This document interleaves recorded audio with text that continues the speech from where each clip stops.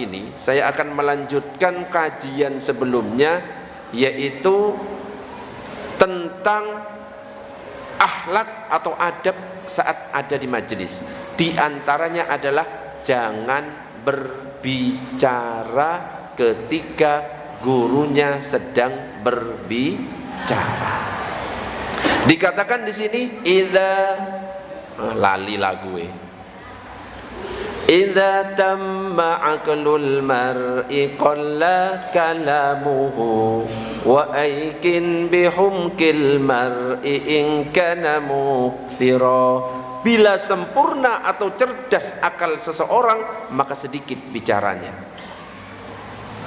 Dan yakinlah bodohnya orang yang banyak bicara.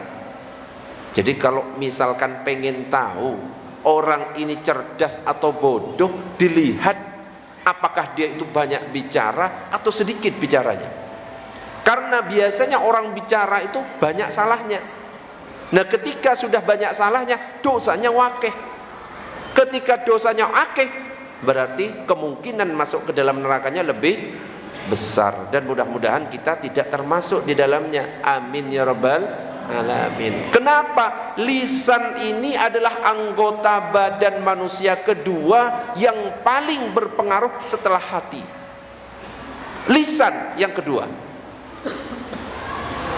Kalau hati ini adalah dasarnya, maka lisan ini tonggak atau tiangnya.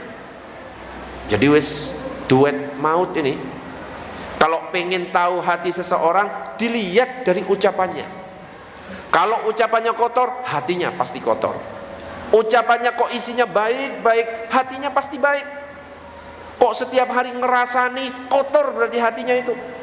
Setiap hari ngadu domba, kotor hatinya. Ibaratnya apa? Ibaratnya kalau misalkan ada teko, tempat minum, kalau kita keluarkan, pasti isinya itu sesuai dengan apa yang ada di dalamnya. Kalau isinya susu, keluarnya susu. Kalau air putih, keluarnya air putih. Kalau air comberan isinya, maka keluarnya juga air comberan. Makanya kalau misalkan ada orang kok ngomongnya kotor, ngomongnya ya mesa-mesu, nggak jelas, suka memfitnah sana sini, suka ghibah ngerasani orang, pokoknya nggak bener, nggak baik kata-katanya, berarti itu pertanda hatinya busuk. Mudah-mudahan kita tidak termasuk. Makanya jaga lisan kita. Kenapa? Salamatul insan fi hifdzil lisan. Keselamatan seseorang itu terletak pada penjagaannya terhadap lisan. Orang bisa masuk surga karena lisan. Orang bisa masuk neraka karena lisan. Kalau pisau kita tusuk, satu orang cuma yang sakit yang kita tusuk. Tapi ketika lisan yang berbicara, bisa saja ini langsung sakit semuanya. Betul apa enggak? Makanya hati-hati. Allahumma shalli ala sayyidina Muhammad. Nabi sallallahu alaihi wasallam bersabda, "Man kana yu'minu billahi wal yaumil akhir," siapa yang beriman kepada Allah dan hari akhir, sampai Nabi menghubungkan dengan keimanan kepada Allah dan hari akhir. "Falyakul khairan aw liyasmut."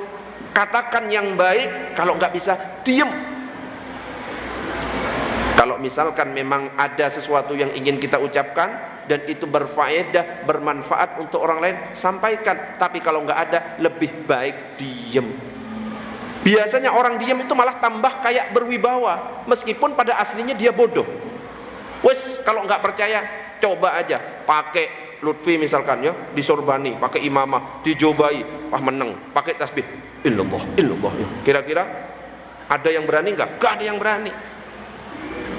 Tiba-tiba suruh tampil ke depan, ngomong, kelihatan nggak ilmunya? Kelihatan. Walah, ini ternyata nggak ada apa-apanya. Makanya diem itu luar biasa. Kayak Abah Ipin ya, diem, tambah ganteng daripada WA-an ya, ngerayu cewek. Gak apa-apa ya, namanya laki-laki. Nek ngerayu cowok bahaya ya. Allahumma shalli ala sayyidina Muhammad.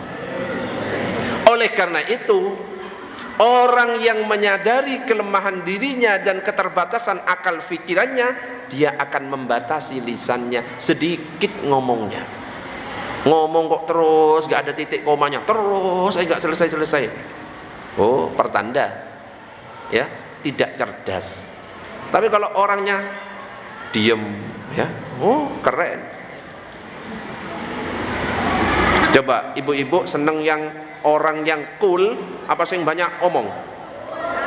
Cool, sing cool, ya, cool. Sing cool. Makanya nggak usah, cool itu singkatan culun. Bukan ya, cool itu dingin, keren, gak banyak omong ya, gak banyak duwe wake, yo naik mobil, ngono kan ya, rumahnya paling besar, no. Nggak suka ngerayu cewek di WA, sopo itu. Tapi nggak apa-apa, itu pertanda laki-laki ya. Gak apa-apa. Allahumma shalli ala sayyidina Muhammad. Dan hanya orang bodohlah yang akan banyak bicara, karena dia tak tahu bahwa semakin banyak bicara dia semakin banyak kesalahannya.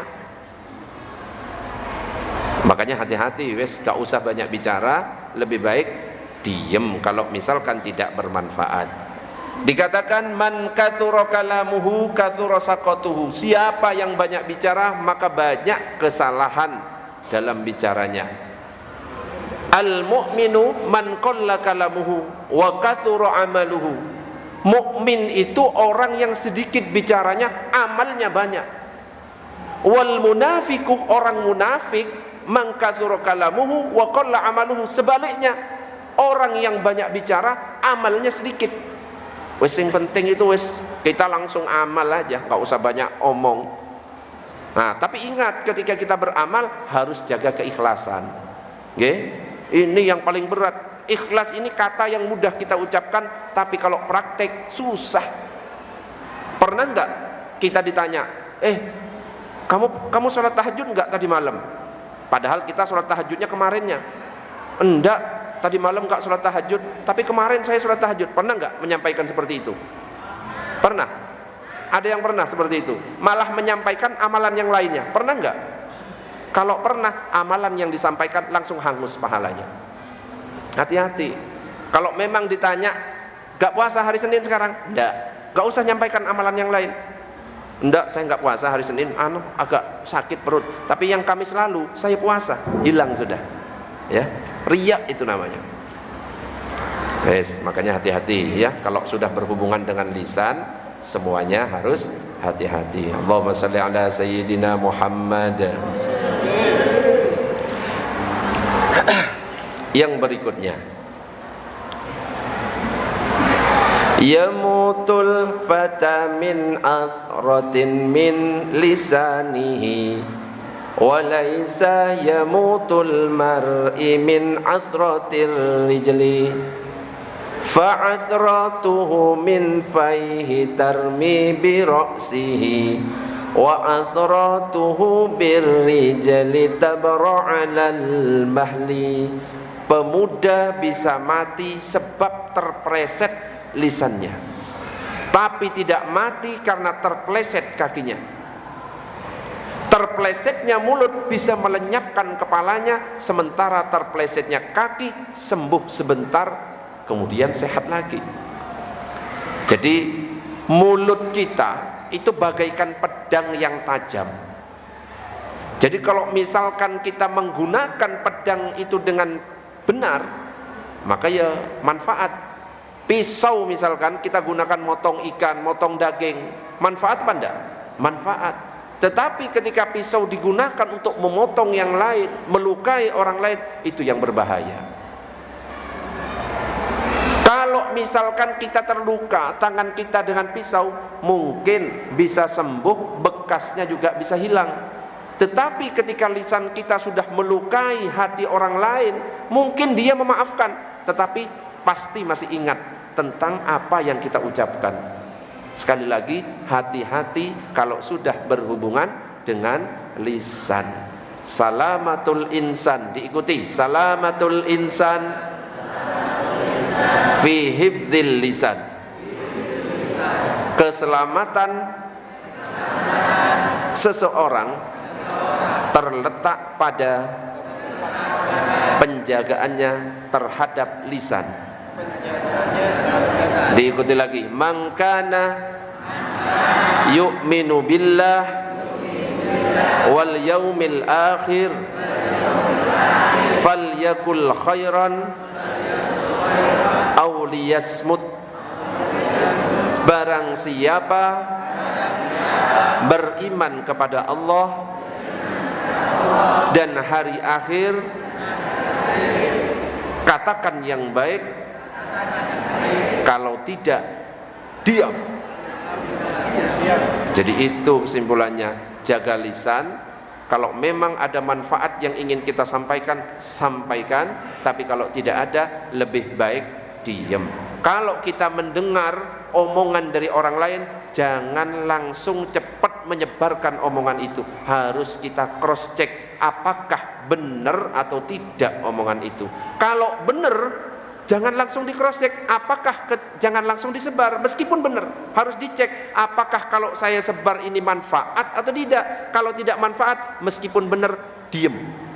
Tapi kalau ada manfaatnya, loh ini benar, kalau saya sebar manfaat ini, sebar. Jadi gitu ya.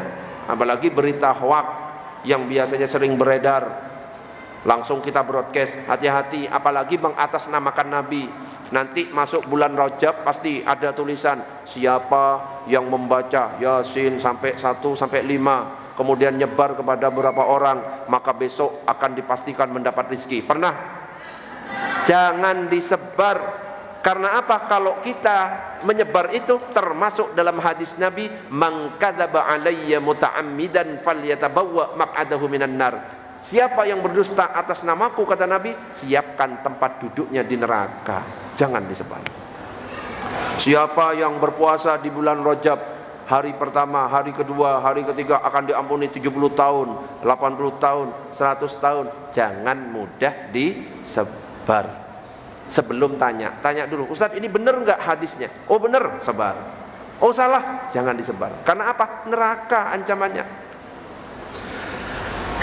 Makanya gunanya kita duduk di sini supaya tidak salah, supaya kita ngerti. Allahumma shalli ala sayyidina Muhammad. Oke, sebelum dilanjutkan ada pertanyaan. Monggo kalau ada pertanyaan silakan. Pencerahan kembali pada ibu-ibu yang sudah kadung mesen itu bagaimana? Oh, ini pertanyaan dari Abah Joni. Ustadz, bagaimana kalau dulu pernah saya share? Ya, mungkin karena tidak tahu. Siapa yang ini akan diampuni dosanya 20 tahun misalkan. Pernah saya share, Ustadz, gimana? Kalau sudah pernah nge-share, namanya ya nge-share, wis kadung terlanjur, maka untuk berikutnya tidak di-share lagi. Itu sebagai bentuk taubat kita. Wes, saya nggak mau nge-share kalau misalnya belum jelas benar atau tidaknya. Ya, masuk bulan Rajab ada SMS broadcast. Masuk bulan Sya'ban broadcast banyak. Tanyakan dulu. Ya. Nah, ya, kalau sudah kadung, sudah jangan di-share. Tanya, japri ke saya, Ustaz ini benar masalah? Benar, share. Salah, gak usah. Gitu. Insya Allah kalau japri ke saya pasti dibales. Oke, Ustadznya nggak sombong. Oke, ada yang japri nggak dibales? Ayo, tak kasih apa ya? Ada yang japri saya nggak dibales? Tak belikan pulsa, wes. Nggak ono, kecuali Abah Hipin. Wong tiap update status dikomentari, bingung saya. Bales apa ini? Pasti dibales. Kalau kebaca kan gitu kan. Nek nggak kebaca ya wes. Ada pertanyaan yang lain? Monggo silakan. Monggo Mas Jaka. Assalamualaikum warahmatullahi wabarakatuh. Assalamualaikum warahmatullahi wabarakatuh. Saya bertanya Pak Ustaz, bagaimana saya bersikap ketika seorang sedang mengunjung saya di masjid, sedang saya melakukan ujian, haruskah saya menegur atau mendiamkan orang tersebut? Mengunjung saya ketika sedang melakukan ujian. Oh, lagi pujian malah digosipi, dikerasani gitu ya? Dikatakan saya ini nggak ada anunya, kayak gitu. Saya harus mendiamkan atau menegur. Oh, nah, ini ya curhat. Emang saya mirip Mama Dedeh? Enggak ya kan? Jadi Mas Jaka ini pujian, terus malah dirasani sama orang, gitu ya? Dirasani apa Mas Jaka? Masalah saya kayak ayam. Suaranya kayak ayam katanya. Saya bosan. Hah? Kadang waktu saya juga azan dia ngomong. Kalau saya yang azan masjid ini nggak laku. Oh gitu. Nah, Saya mendiamkan atau menegur. oh iya ya. Iya. Iki berat iki ya kalau ngene iki. Jadi apa Mas Jaka pujian dirasani. Kak enak suaranya ini. Ketika Mas Jaka azan, iki kalau misalkan azan mesti masjidnya sepi, nggak laku. Digitukan. Emosi pandak Bu? Emosi ya. Ya. Tapi yo sebagai orang yang mengerti, nggak usah ditunjukkan emosinya. Kalau misalkan Mas Jaka sabar, kuat, benar-benar sabar, ya, tinggal berdoa. Ya Allah, mudah-mudahan mendapatkan hidayah dan segera berada di sisimu ya Allah. Mati itu namanya. Itu namanya emosi Mas Jaka ya. Jadi ya minimal datangilah. Kalau misalkan memang wes gak kuat, datangi. Pak, memangnya ada yang salah dengan pujian saya. Jangan emosi, tetap ya. Ada yang salah dengan azan saya. Kalau misalkan ada yang salah dengan pujian saya, azan saya, atau suara saya nggak enak, ya mohon dimaafkan. Monggo Bapak bisa azan untuk memberikan contoh. Oh ibu-ibu, kok nggak ngomong sih? Tetangga hadir. Oh nggak hadir. Kok ibunya yang emosi? Kok saya emosi? Sabar ya. Sabar. Tiap hari, Masya Allah. Ya apa kalau kita geruduk bareng? Hari habis ini ya. Iku sampai Bu Bagio sampai emosi ya. Berarti wes parah iki. Sakit ya Bu ya? Oh enggak sakit. Oh gitu, sabar. Bagus. Orang sabar itu Bu, banyak ayamnya kalau ternak. Kalau enggak ya enggak. Oke. Wes, jadi wes sabar ya, sabar, gak usah dilawan. Ibaratnya gini, ada anjing menggonggong, terus kita ikut menggonggong, berarti kita juga sama anjingnya. Wes ibaratkan dia itu anjing, gak usah, biarkan. Namanya orang ikhlas tidak akan terpengaruh dengan omongan kanan, omongan kiri. Ketika dipuji tidak akan besar kepala, ketika dicela tidak akan minder. Nah sekarang posisinya Mas Jaka sedang dicela. Nah kalau misalkan Pak protes, menunjukkan tidak ikhlas. Wes gak protes, wes anggap aja budek ya, budek. Kayak Abah Ipin misalkan digojoloki pas ngaji, gak respon ya. Tak tanya, Bah tersinggung apa enggak? Enggak Ustaz. Ya jelas memang karena Abah Ipin gak punya perasaan. Wes itu bisa ditiru ya. Kayak Abah Ipin nggak punya perasaan, nggak apa-apa. Maksudnya ya nggak merasa tersindir, biarkan aja lah ya. Ibarat anjing, jangan sampai Mas Jaka ikut menggonggong. Mas Jakanya dalam hati, iya Ustadz, iso cuma ngomong tok. Coba posisi saya, ya emosi kalau saya tak banting laptop itu langsung. Tak banting beneran lah. Saya orang Madura. Sekarang ini lagi datang baiknya gitu loh. Ini pas emosi, darah Madura saya keluar, ikut tanduk saya muncul Mas Jaka, satu gini. Gak percaya ya Pak Freddy. Hadis palsu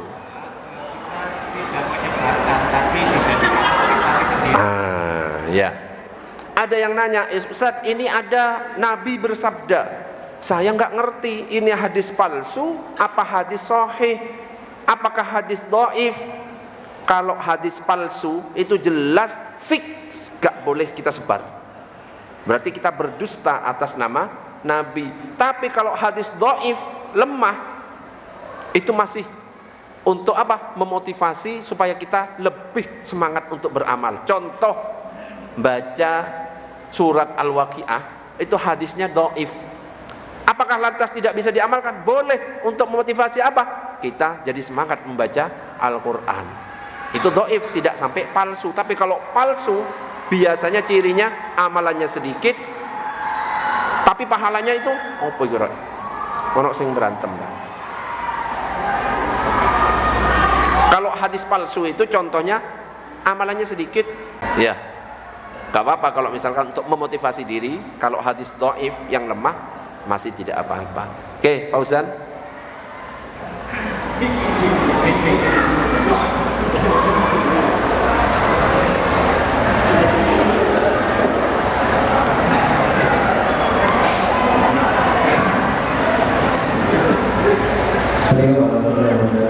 Salam.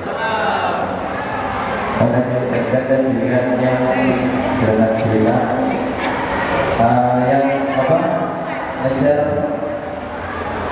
postingan yang tak jelas itu kalau bisa yang share tadi Ustaz. Nah itu ini saya mau tanya yang bukan share Ustaz kan, saya kadang di beranda IG saya itu muncul kayak bacalah surat Al-Waqiah 10 kali atau 100 kali sebelum satu hari, tapi dia tidak mencantumkan hadisnya. Terus habis itu saya lihat komennya memperdebatkan kayak gak apa-apa diamalkan saja meskipun gak ada hadisnya. Toh apa namanya, yang tahu kita dapat rezeki yang banyak atau enggak itu kan cuma Allah. Itu kalau misalnya kita mengamalkannya itu bagaimana Ustaz? Ya. Di IG ada bacalah surat Al-Waqiah 10 kali. Gak mencantumkan hadis. Coba saya misalkan baca Al-Waqiah 10 kali. Baik atau tidak? Baik. Gak ada hadisnya Ustaz. Katanya siapa? Gak ada. Ada hadisnya, Iqra'ul Quran fa innahu ya'ti yaumal qiyamah syafi'an li ashabi. Bacalah Al-Quran.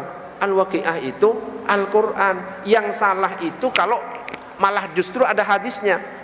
Nabi bersabda, baca Al-Waqiah 10 kali maka utang-utang lunas. Itu yang hadis palsu. Tapi kalau cuma omongan baca Al-Waqiah 10 kali, ya gak apa-apa. Gak ada yang melarang. Jangan terlalu ekstrim. Ini gak pernah dicontohkan oleh Nabi. Opo ay, kayak gitu itu. Dikit-dikit bilang bid'ah, dikit-dikit tidak dicontohkan oleh Nabi. Kok kayaknya Islam itu sulit gitu loh. Ya, jadi kalau tidak mencantumkan malah bagus. Baca Al-Waqiah 10 kali. Karena bisa saja itu amalan dari para ulama. Lah amalan dari para ulama itu terkadang bukan hadis. Baca La ilaha illallah 216 kali misalkan seperti itu. Apakah ada hadisnya? Enggak, hadisnya hadis umum. Afdhaludz dzikri fa'lam annahu la ilaha illallah. Ya ayyuhalladzina amanu dzkurullaha dzikran katsira. Perbanyak zikir, banyak. Sing penting tidak mengataskan nama apa? Mengatasnamakan Nabi. Nabi bersabda, siapa yang membaca la ilaha illallah 216 kali, sedangkan memang enggak ada periwayatnya, itu baru hadis palsu. Itu yang tidak boleh disampaikan. Tapi kalau kita mengamalkan bukan atas nama hadis itu, boleh. Kalau misalnya kita mau ada orang yang kayak melakukan amalan itu harus sesuai dengan hadis. Kayak apa? Ada orang ngomong nggak ada hadisnya, dia nggak bakal melakukan amalan itu. Cara kita untuk memberitahukannya itu bagaimana sih? Ya nggak bisa, sudah didoktrin nggak bisa. Tergantung dengan siapa yang diikuti gurunya. Kadang-kadang ada guru yang memang mendoktrin, kalau nggak ada hadisnya, wes gak usah diikuti. Tapi akan menjadi masalah kalau sudah menyalahkan pendapat orang lain yang berbeda. Kalau hanya cuma mengatakan pokoknya kalau nggak ada hadis saya nggak mengamalkan, kamu amalkan monggo silakan, bagus kalau kayak gitu. Sing masalah itu ini nggak ada hadisnya, kamu ngapain, kamu bid'ah, itu sing perusak Islam itu. Biasanya memang sudah doktrinan, dia nggak pernah mondok, nggak pernah ngaji, baru taubat ya, kuliah baru kenal Islam, ikut terus seneng lihat YouTube, biasanya langsung terdoktrin ke situ. Ini bener, ini sunnah. Akhirnya pakaian sunnah itu modelnya harus kayak gitu. Katanya siapa Nabi pakai kayak gitu itu? Pakaian sunnah, modelnya bisa dibayangkan? Emangnya Nabi kayak gitu? Enggak. Cuma pemahamannya dia seperti itu gambarannya. Dan nggak usah maksa. Gimana cara ngasih tahu? Kalau misalkan dia sudah terdoktrin, biasanya susah. Cukup apa? Saling berlapang dada. Oh ya wes, kamu nggak mengamalkan, saya mengamalkan. Sudah selesai. Ngapain kamu yasinan? Itu bid'ah. Ya, bid'ah menurut Anda, tidak menurut saya. Kamu nggak usah lakukan, saya lakukan. Selesai. Malah tambah emosi dia itu kalau dijawab kayak gitu. Cukup jawab kayak gitu aja. Oke, ada pertanyaan yang lain? Silakan. Ya, Pak Herman. Kan ada nas atau hadis bunyinya begini dalam bahasa berlomba-lombalah dalam kebaikan. Nah, baik itu kan standarnya seperti apa? Ini kan kadang ada kesulitan ya. Karena baik menurut kita belum tentu baik menurut mereka. Nah, baik yang sesungguhnya ini harus seperti apa ya?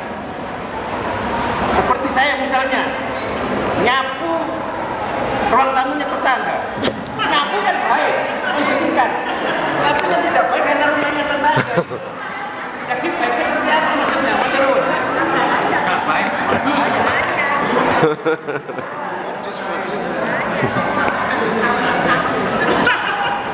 Jadi baik itu ya yang sejelas, wis jelas baik ngono loh, ya. Kau ono pertentangan. Baik, ya memang Nabi yang mengatakan baik, orang-orang juga mengatakan baik. Kalau gitu kan sudah ada gimana gitu ya. Menurut Pak Herman baik, tapi menurut yang lain kurang ajar Ustaz. Ya sudah tinggal, ya. Ya seperti ini. Saya ini ngomongkan orang lain, ya. Seolah-olah seperti ngerasani menurut mereka. Padahal menurut saya mencari nilai. Nah ini kan gak sulit ya. Kalau saya mencari nilai gak ngerasani. Mencari nilai gak ngerasani. Iku repot itu ya. Jadi kalau mau nilai ini termasuk baik atau tidak, termasuk ngerasani atau tidak, ya coba. Kalau seandainya apa yang diomongkan Pak Herman didengar oleh orang yang kita omongi, dia merasa sakit hati atau tidak. Kalau sakit hati berarti termasuk mengerasani. Paham maksudnya? Misalkan saya ngomong sama Pak Herman, ngomongi Pak Freddy. Enggak, kita ini enggak ngerasani, makso yang ngeyel. Kita ini cuma mencari nilainya Pak Freddy aja. Ya kita coba, kita omongkan apa yang kita omongkan di depan Pak Freddy. Kalau Pak Freddy tersinggung, berarti kita termasuk ngerasani. Karena makna atau definisi dari ghibah itu adalah ketika ada orang ngomong di mana satu orang itu yang kita omongi gak tahu, dan seandainya dia itu dengar akan sakit hati. Itu namanya ghibah.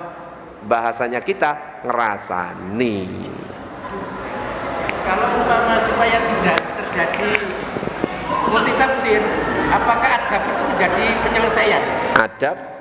Selama itu kurang adab, berarti nggak baik gitu. Oh iya, betul. Ya, contoh Pak Herman, auratnya laki-laki itu antara pusar dan lutut. Sholat itu wajib menutup aurat. Misalkan Pak Herman sesekali di Masjid Sukri Adenan sholat cuma pakai handuk nutup perut sampai lutut, sah enggak? Nah, baik ya? Sholat kan baik kan? Cuma menurut orang ya lucu kalau Pak Herman. Kurang adab gitu Pak Herman ya. Jadi maksudnya berlomba-lombalah dalam kebaikan, fastabiqul khairat. Salah satu contohnya gini Pak Herman. Biasanya kita itu terlalu mengalah untuk kebaikan. Contoh gampangnya ketika kita sholat, ada soft di depan kita kosong, kita biasanya nyuruh orang, ayo masuk, enggak. Paham maksudnya? Padahal soft yang paling utama yaitu harusnya kita berebut.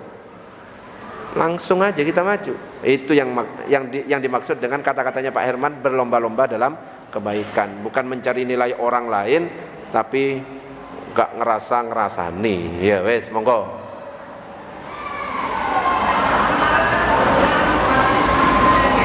Pas kerja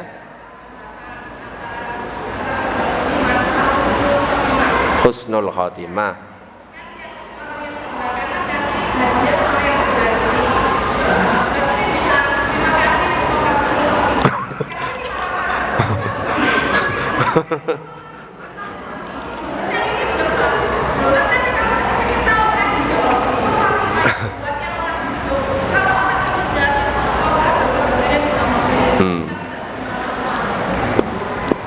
Husnul khotimah. Husnul itu artinya baik, khotimah itu artinya penutupan. Husnul khotimah artinya penutupan yang baik. Didoakan mudah-mudahan husnul khotimah kamu ya. Mudah-mudahan kalau kamu mati, matinya baik. Tapi ya nggak pantas gitu loh, karena pemahaman orang-orang husnul khotimah itu untuk orang mati. Makanya jangan sembarangan. Kita mungkin tahu, tapi orang lain belum tentu tahu. Paham maksudnya?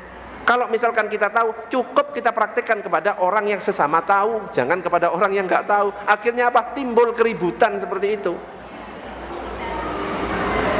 Masalah tulisan juga kadang-kadang ribut. Betul? Pakai KH apa H? Paham maksudnya? Yang satunya pakai KH, husnul khotimah. Yes, ya. Yang satunya pakai H, husnul khotimah. Mana yang benar? Kalau tulisan Latin tidak berpengaruh kepada makna. Yang berpengaruh itu kalau tulisan Arab. Mau nulis KH, mau disingkat, yang penting niat kita maksudnya adalah husnul khotimah, betul semuanya. Kalau tulisan Latin mau pakai KH, pakai H, itu nggak pengaruh. Kalau yang pengaruh kalau pakai huruf Arab, H, Sin, Nun. Satunya pakai Kho, Sin, Nun, itu baru artinya beda. Nah itu sama-sama nggak ngerti, ribut masalah itu. Tulisan insya Allah juga kadang-kadang pakai SY apa pakai SH, betul? Insya Allah, insya Allah. Mau pakai yang manapun nggak pengaruh kepada makna. Yang pengaruh kepada makna kalau bahasa Arab, alif, nun, shin dipisah. Kalau disambung alif, nun, shin disambung, beda artinya. Itu yang berpengaruh. Jadi yang penting mau nulis Latinnya pakai SY atau SH, yang penting niat kita insya Allah jika Allah menghendaki, betul. Bisa dipahami? Pakai SY itu kaedah bahasa Indonesia, pakai SH itu kaedah orang Inggris. Jadi shin titik 3 kalau di Indonesia lambangnya SY, kalau shin titik 3 di Inggris, di Eropa sana SH. Jadi tergantung mau pakai bahasa mana atau kaedah bahasa mana. Salah tulis gak masalah. Saya ada yang negur saya nulis Allah A La L A H. Ustadz, A-nya kurang satu kan panjang. Allah. Iki lapo iki. Gak pengaruh. Berarti kalau saya nulis Assalamualaikum, berarti kan harus panjang. Assalamualaikum warahmatullah, hanya panjang. Padahal kan kalau nulis itu kan biasa, Assalamualaikum, harusnya istiqomah. Cuma nulis Allah, saya disalahkan pernah. Allah, amin, disalahkan. A-M-I-N. Ustadz kan A-nya panjang, berarti A-nya double. Gak pengaruh, tak kasih tahu. Itu malah orang bodoh yang bahas tulisan Latin, karena tulisan Latin gak pengaruh kepada makna. Yang pengaruh makna itu kalau kita mengucapkan atau nulis Arab. Nulis Arabnya A-nya harus panjang, Min-nya harus panjang, mengucapkannya juga harus amin. Ini bukan itu loh ya, bukan kampanye. Nanti dikira kampanye. Saya itu bukan pendukung capres cawapres. Ya, silakan mau nomor 1, nomor 2, nomor 3 silakan. Nanti dosanya tanggung sendiri di hadapan Allah. Saya mau nanggung dosa saya sendiri, saya pilih nanti. Kalau Gus Dur masih hidup, saya pilih Gus Dur. Tapi nggak ada. Ada pertanyaan yang lain? Ya, Andre. Pertanyaan terakhir. Sholawatannya belum. Ya, silakan. Apa hukumnya ziarah ke kubur bersama perempuan yang bukan mahram?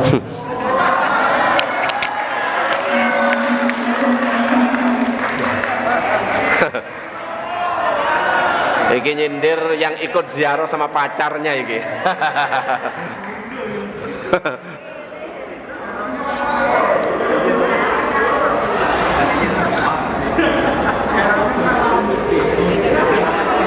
Apa hukumnya ziarah bersama orang yang bukan mahram? Hadir ke majelis bersama orang yang bukan mahram, boncengan. Salat berjamaah bersama yang bukan mahram, imam dan makmum.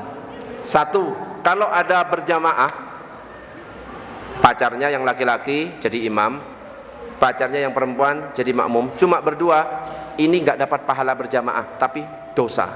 Faham? Nggak boleh berdua-duaan sholat berjamaah. Kalau bertiga, satu imam, perempuan, nggak apa-apa. Tapi kalau cuma berdua-duaan, maka termasuk kholwat, hukumnya haram. Yang kedua, ziarah kubur bareng pacar Ustaz, boleh apa enggak? Ziarahnya bagus, pacarannya yang kurang bagus. Paham? Gimana caranya? Segera dihalalkan. Ngono ae kok repot. Lah, kalau butuh waktu itu saja, itu juga saya siap, bisa ya. Ya, mau jadi penghulu iso, khutbah nikah saja bisa, bagian ceramah saja bisa. Mantap. Makanya saya kan berkali-kali ngomong, kalau ada jamaah Al-Anwar, ya, jamaah Al-Anwar mau nikah pengen gratisan, cari saya. Gratis khusus jamaah Al-Anwar. Kak percaya. Abah Ipin. Misalkan Abah Ipin, Ustadz saya mau nikah, tim hadrah siap gratis? Siap. Hah? Bu Erna mau nikah? Kapan? Mana orangnya? Oh, Iko. Kalau pengen gratis ngomong. Ustadz, tolong yang akan nikah Ustadz gratis, nggak usah nyari-nyari yang lain. Gratis kabeh. Ustadz sak tausiah gratis, nggak usah bayar. Kalau jamaah Al-Anwar ya, jamaah lain, wah, bedo. Bedo. Jamaah lain. Antar jemput. Ya, jadi kalau ziarahnya bagus, yang pacarannya yang kurang bagus. Ya pacarannya kurang bagus, tapi ibu-ibu, bapak-bapak, kalau mau dakwah kepada orang itu jangan langsung to the point, ngawur, langsung haram. Oke, ada caranya. Kamu pacaran haram, gak hadir lagi itu. Paham maksudnya? Wes ajaan, tak tegur pelan-pelan, ya kan? Enak kan? Kayu jati, negurnya lewat selawat. Kayu jati Kalimantan, he santriwati, oh pacaran. Enak kan negurnya? Daripada haram kamu pacaran, kamu oh bid'ah, kamu neraka. Oh ya apa ya? Enak ngene. Hah? Mong digombalin, disayang, ora dirabi, Masuk enggak itu? Masuk nasihat kayak gitu. Tapi enggak sadar-sadar masalahnya. Ya enggak apa-apa, yang penting masih mau ngaji. Daripada wis pacaran enggak mau ngaji, lebih baik pacaran mau ngaji. Ono kebaikannya masih. Paham maksudnya? Pelan-pelan, siapa tahu dengan berkah ngaji, gak pacaran, langsung dihalalkan, bagus itu. Amin, sopo ono ta? Amin itu. Wes, sholawatan dulu. Oh ya jangan lupa Selasa depan Masjid Nurul Iman Sukolego. Siapa yang Nurul Iman di sini? Yang Nurul Iman angkat tangan? Oh itu ya, sing ininya nyala-nyala itu ya. Oh nanti dipakai ya. Kalau perlu lampu merah bawa. Oke, selawatan dulu, selawatan.